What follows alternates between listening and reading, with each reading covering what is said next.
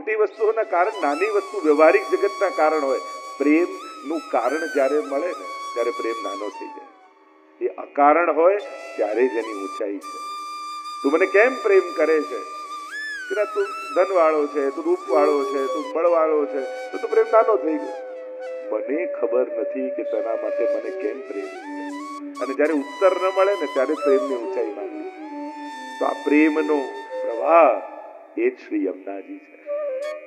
અને એની ચર્ચા આપણે કરવાના છીએ 3 દિવસ માટે. 41 પદને કેન્દ્રમાં રાખીશું, સાથે યમુનાષ્ટક. કારણ કે અનેક પ્રકારના સ્તોત્ર, પાઠ, કીર્તન, ગ્રંથો યમુનાજી સંબંધી મળે છે. સ્વયં સૌથી પહેલા 16 ગ્રંથમાં પહેલો જ ગ્રંથ શ્રી યમુનાજી મહાપ્રભુજી દ્વારા રચિત. ગુસાઈજી પર આવો તો યમુના અષ્ટપદી, નમો દેવી યમનો નમો દેવી યમને હરે કૃષ્ણ મિલનાંતરાયમ. તો શ્રી ગુસાઈજી રચિત અષ્ટપદીનું પણ એટલું જ મહાત્મ્ય છે.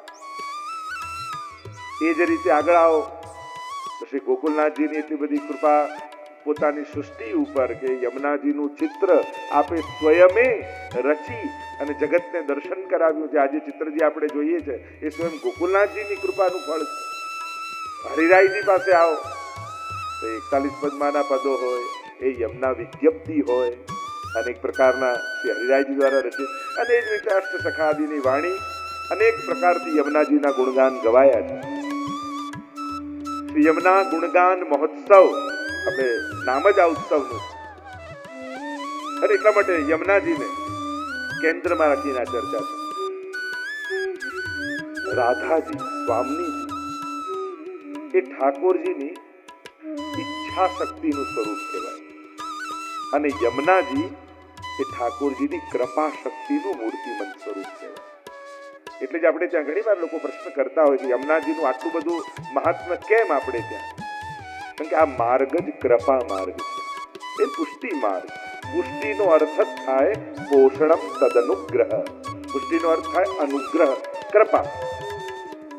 અને કૃપાનો માર્ગ પુષ્ટિ માર્ગ. અને એની અધિષ્ઠાત્રી, કૃપાનું સાક્ષાત મૂર્તિમંત રૂપ એટલે યમુનાજી. એટલે જ આપણે ત્યાં યમુનાજીની કૃપા થકી કૃષ્ણ ભક્તિમાં પ્રવેશ થાય છે એમ કહેવાય. અમુક તત્વો એ ભગવાનના અવતાર નથી.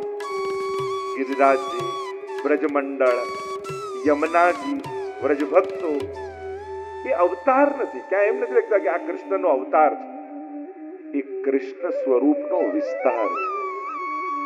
ભગવાન જ પોતાના રસમય, આનંદમય, પ્રેમમય સ્વરૂપને જ્યારે લીલા કરવા માટે અનેક રૂપ ધારણ કરે છે, ત્યારે આ જુદા જુદા સ્વરૂપે ઠાકોરજી જ પોતાના સ્વરૂપનો વિસ્તાર સાધે છે.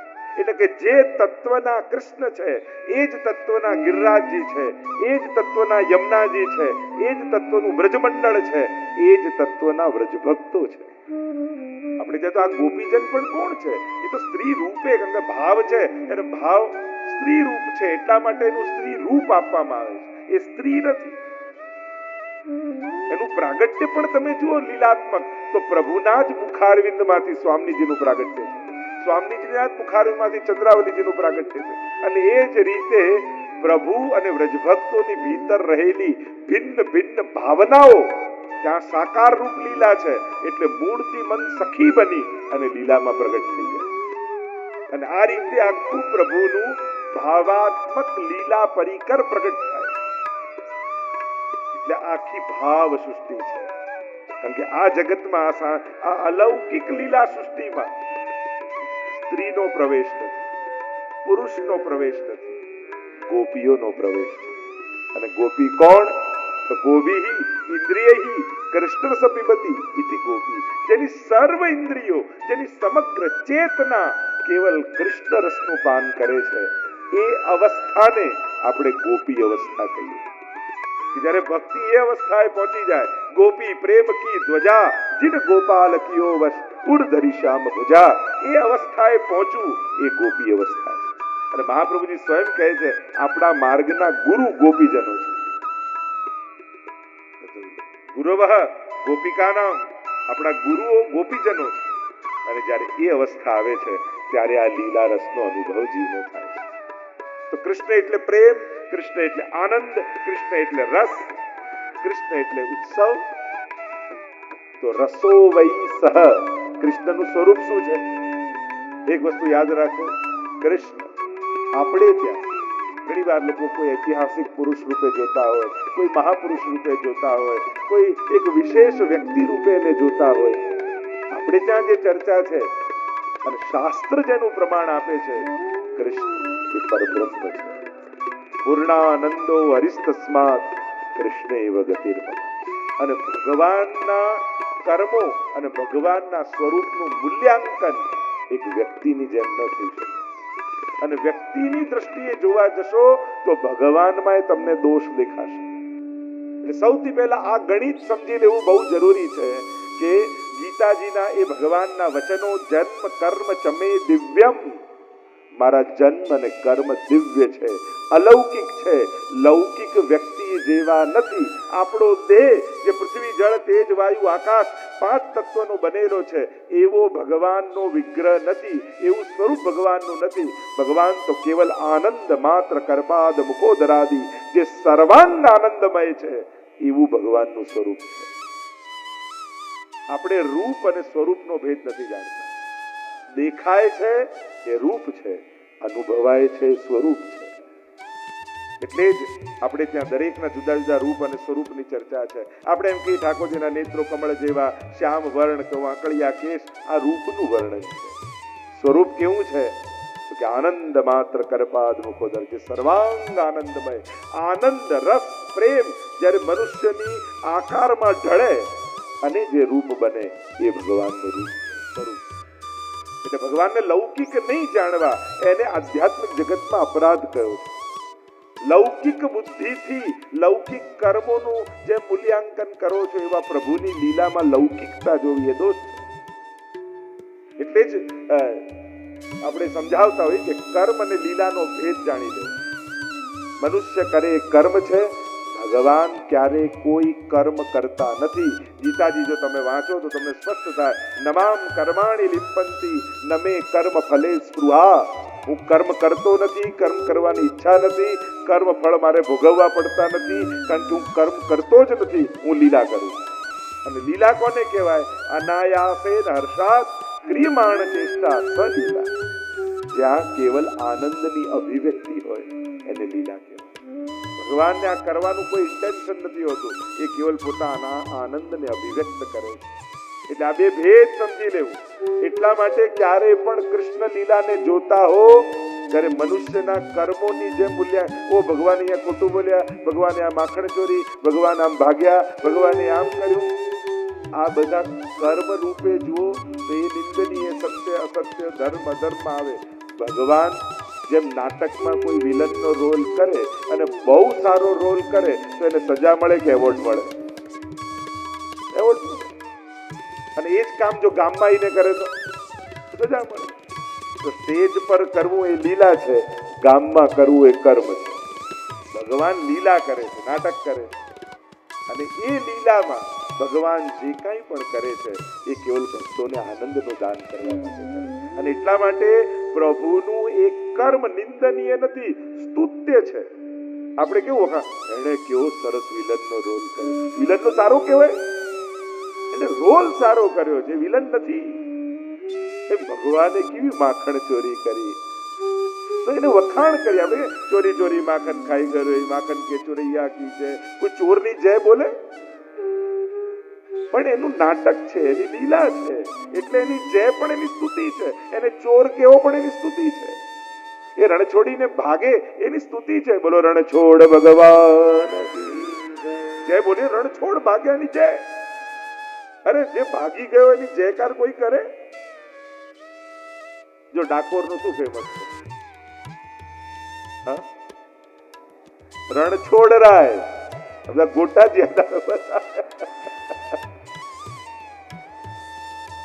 ભગવાન બોલી જાય એમ. નાથા દ્વારા નું શું ફેમસ તો લોકો રતાડું કે મૂળ શ્રીનાથજી.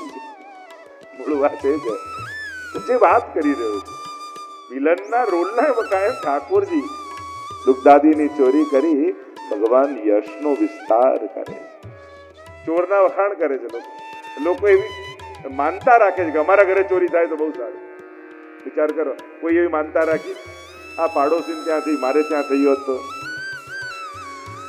યા કોઈ વખાણ કરે અમારે ત્યાં જે ચોર આવ્યો ને ખરેખર એટલો સરસ હતો, કોઈ પ્રશંસા કરે?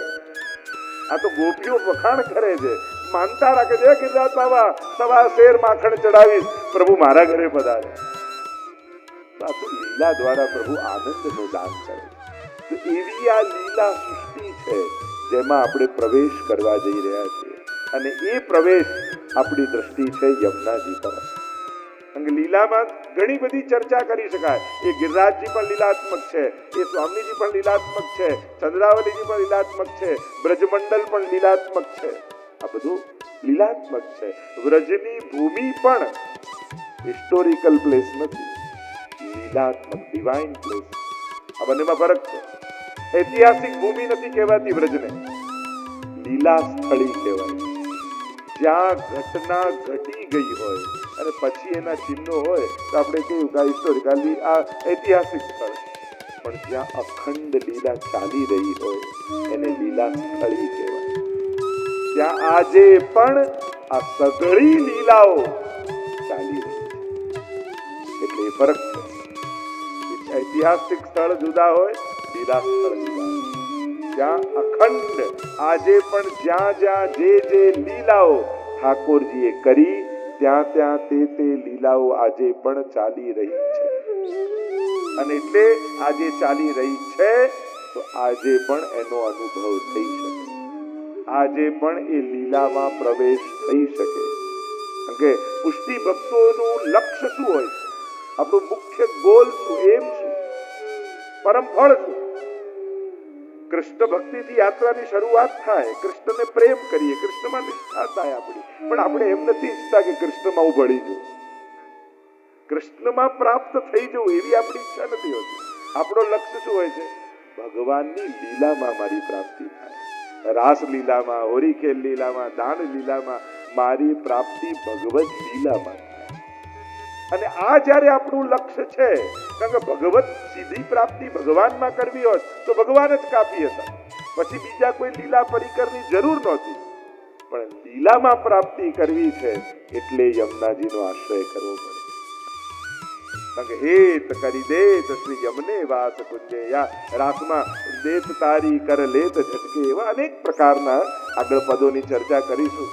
તો કૃષ્ણ લીલાની પ્રાપ્તિ યા કૃષ્ણ લીલામાં આપણી વ્રજભક્ત રૂપ બનીને પ્રાપ્તિ થાય અને એમાં કૃષ્ણ રસનો પરમ અનુભવ કરીએ, એ પરમ લક્ષ્ય એક કૃષ્ણ ભક્તનું હોય, એક પુષ્ટિ ભક્તનું હોય. એટલે એ સ્પષ્ટતા થઈ જવી જોઈએ કે આપણે પામવા શું ઈચ્છીએ છીએ, આપણે શું ફળ પ્રાપ્ત કરવા ઈચ્છીએ. દરેકનું એક પરમ ફળ.